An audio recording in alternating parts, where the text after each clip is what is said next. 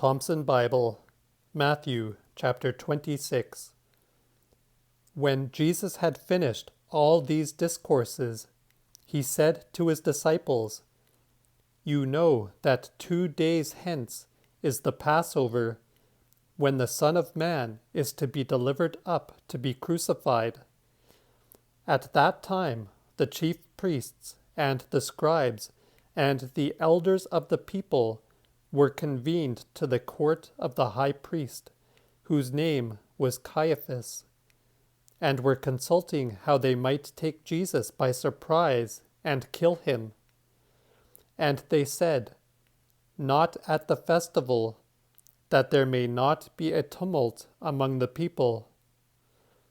Now when Jesus was at Bethany, in the house of Simon the leper, there came to him a woman, having an alabaster box of precious balsam, which she poured on his head while he was at table. At seeing this, his disciples expressed indignation, saying, 'Why this profusion? For this balsam might have been sold for a great sum, and given to the poor.' Jesus, knowing it, said to them, 'Why trouble ye the woman? For she hath done a good office for me. For you have the poor always with you, but me you have not always. For in pouring this balsam on my body, she hath done it to embalm me. Verily I say to you, in what part soever of the world these glad tidings shall be proclaimed, mention will also be made of what she hath done, for a memorial of her.' Then one of the 12, named Judas Iscariot, went to the chief priests and said, 'What will you give me? And I will deliver him up to you.' And they weighed to him 30 shekels of silver. And from that time he watched an opportunity to deliver him up. Now on the first day of unleavened bread, his disciples came to Jesus and said to him, 'Where wilt thou have us make preparation for thee to eat the Passover?' And he said, 'Go to the city, to such a person, and say to him, The teacher saith, My time is near. At thy house I am about to celebrate the Passover with my disciples.' Accordingly the disciples did as Jesus commanded them, and prepared the Passover. And when the evening was come, he placed himself at the table with the 12. And while they were eating, he said, 'Verily I say to you, one of you is to deliver me up.' And they, being very sorrowful, began every one of them to say to him, 'Master, am I?' Whereupon he answering said, 'One who hath dipped his hand in the dish with me is to deliver me up. The Son of Man goeth indeed as it is written of him. But alas for that man by whom the Son of Man is delivered up. Good were it for that man if he had never been born.' Even Judas, who was about to deliver him up, having taken occasion, said, 'Am I, Rabbi?' He saith to him, 'As thou hast said.' Now as they were eating, Jesus, having taken the loaf and pronounced a blessing, broke and gave to the disciples, and said, 'Take, eat. This is my body.' Then having taken the cup and given thanks, he gave it to them, saying, "Drink ye all of it, for this is my blood, that of the new covenant, that shed for many for the remission of sins. Now I say to you, I will not henceforth drink of the product of the vine until the day when I shall drink it new with you in my Father's kingdom." And after the hymn, they went out to the Mount of Olives. Then Jesus saith to them, "You will all be stumbled at me this night, for it is written, I will smite the shepherd, and the sheep of the flock will be dispersed. But after I am risen, I will go before you to Galilee." Thereupon Peter, addressing him, said, "Though all should be stumbled at thee, as for me, I will never be stumbled." Jesus said to him, "Verily I say to thee, this very night, before cock crowing, thou wilt 3 times deny me."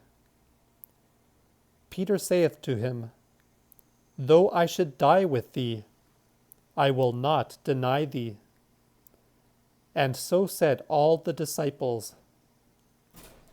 Then Jesus goeth with them to a place called Gethsemane, and saith to the disciples, "Stay here, while I go yonder to pray." And having taken with him Peter and the 2 sons of Zebedee, he began to be in an agony of grief and distress. Whereupon he saith to them, "My soul is overwhelmed with anguish, even to death. Stay here and watch with me." Then, advancing a little further, he fell prostrate on his face and prayed, saying, "O my Father, if it be possible, let this cup be removed from me. Nevertheless, not as I would, but as thou willest." Then he cometh to the disciples, and finding them asleep, he saith to Peter, "So, could you not watch 1 hour with me? Watch and pray, that you may not come to a trial. The spirit indeed is willing, but the flesh is weak." Again he went away the 2nd time, and prayed, saying, "O my Father, if this cup cannot be removed from me, without my drinking it, thy will be done." Then coming, he findeth them again sleeping, for their eyes were weighed down. So, leaving them, he withdrew again, and prayed a 3rd time to the same purpose. Then he cometh to these disciples of his, and saith to them, "Are you still sleeping and taking repose? Behold, the hour is come, and the Son of Man is delivered up into the hands of sinners. Arise, let us go. Behold, he who delivereth me up is at hand." And while he was yet speaking, lo, Judas, one of the 12, came, and with him a great multitude with swords and clubs, from the chief priests and the elders of the people. Now his betrayer had given them a sign, saying, "The person I shall kiss is he. Secure him." So coming directly up to Jesus, he said, "Hail, Rabbi," and kissed him. And Jesus said to him, "Companion, for what purpose art thou come?" Then others, advancing, laid hands on Jesus and held him, upon which one of them who were with Jesus, stretching forth his hand, drew his sword, and smote the servant of the high priest, and cut off his ear. Thereupon Jesus saith to him, Return thy sword to its place. For are all who have taken a sword to perish by a sword? Or dost thou think that I cannot now address my Father, who can send to my assistance more than 12 legions of angels?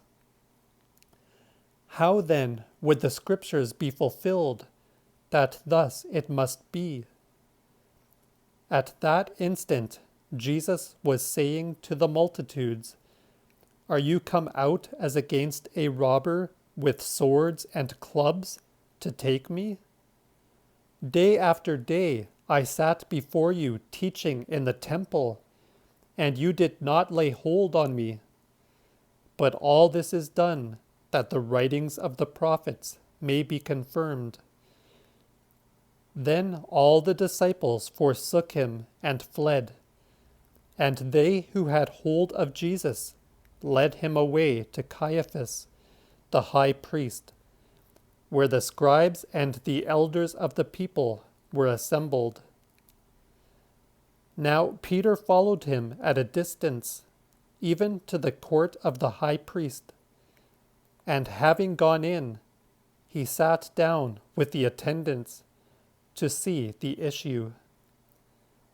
And the chief priests and the elders, even the whole Sanhedrin, sought false testimony against Jesus, that they might put him to death, but found it not. Though many false witnesses came forward, they did not find it. At last 2 false witnesses came, who said, This man said, I can destroy the temple of God, and in 3 days rebuild it. Then the chief priest, standing up, said to him, Answerest thou nothing to what these testify against thee? But Jesus was silent. Then the chief priest, addressing him, said, I adjure thee by the living God, that thou tell us whether thou art the Christ, the Son of God. Jesus saith to him, It is as thou hast spoken. Moreover, I say to you, hereafter ye shall see the Son of Man sitting at the right hand of that power, and coming on the clouds of heaven. Upon this the high priest rent his clothes, saying, He hath blasphemed. What further need have we of witnesses? Behold, you have now heard his blasphemy. What think ye? Thereupon they, answering, said, He is guilty of death. Then they spat in his face, and struck him with their fists, and smote him with staves, saying, Prophesy to us, Christ. Who is he that smote thee? Now when Peter was sitting without, in the court, a servant maid came up to him, and said, Thou also wast with Jesus, the Galilean. And he denied before them all, saying, I do not know what thou sayest. And as he was going out into the porch, another maid saw him, and saith to them there, That man also was with Jesus the Nazarene. And he again denied, with an oath, I do not know the man. And a little after, some bystanders came up and said to Peter, Thou also art certainly one of them, for thy speech discovereth thee. Then he began to curse and to swear, "I do not know the man." And immediately a cock crowed, whereupon Peter recollected the word which Jesus said to him, "Before cock crowing, thou wilt 3 times deny me." And going out, he wept bitterly.